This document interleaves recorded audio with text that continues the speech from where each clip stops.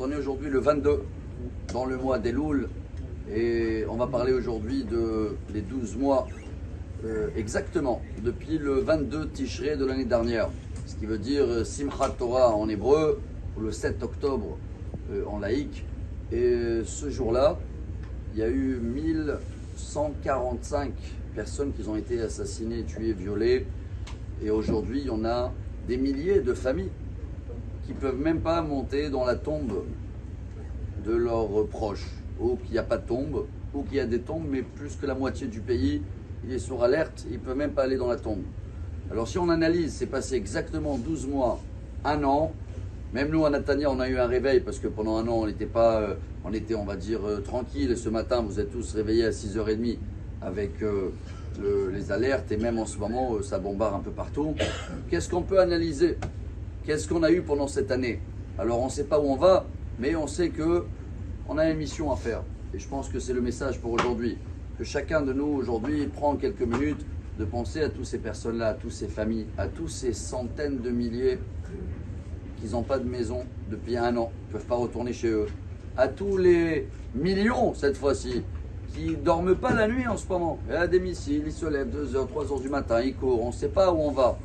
Mais dans la Torah, c'est marqué que le déluge du Maboul, c'est dans la paracha de Noach.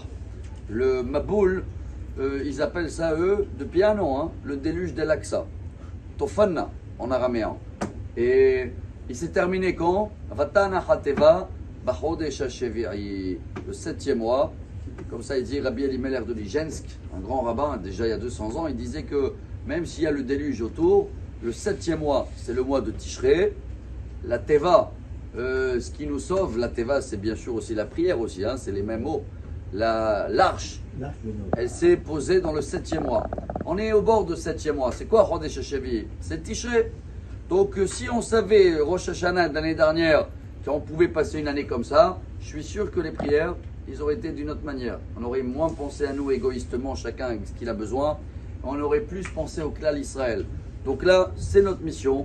C'est le moment aujourd'hui de s'engager pour des nouvelles projets, des nouveaux projets pour la nouvelle année.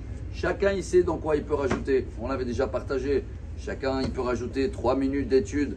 Rien à voir avec la vidéo aussi. En plus, une étude dans un livre, dans les télim, Mais si on le fait aujourd'hui et on pense que ça va être pour la mémoire de toutes ces personnes-là qui ont été assassinées et pour toute cette année qu'on a passée et qu'on veut bien que ce déluge se termine et que la colombe, c'est ça qu'il avait sorti, elle va revenir avec l'olivier. C'est de là-bas qu'ils ont pris la signe de la paix. Mais nous, on a besoin d'une paix spirituelle et dans tout le domaine et pour tout le peuple d'Israël. Alors avec le son de chauffard aujourd'hui, venez, on pense à toutes ces personnes, à toutes ces familles, à tout ce qu'on a passé pendant ces 12 mois. Et on demande à Dieu qu'aujourd'hui le deuil se termine. C'est fini l'année. Alors que Bezrat Hashem, on va avoir des pluies de bracha, une année bien arrosée et non pas des déluges.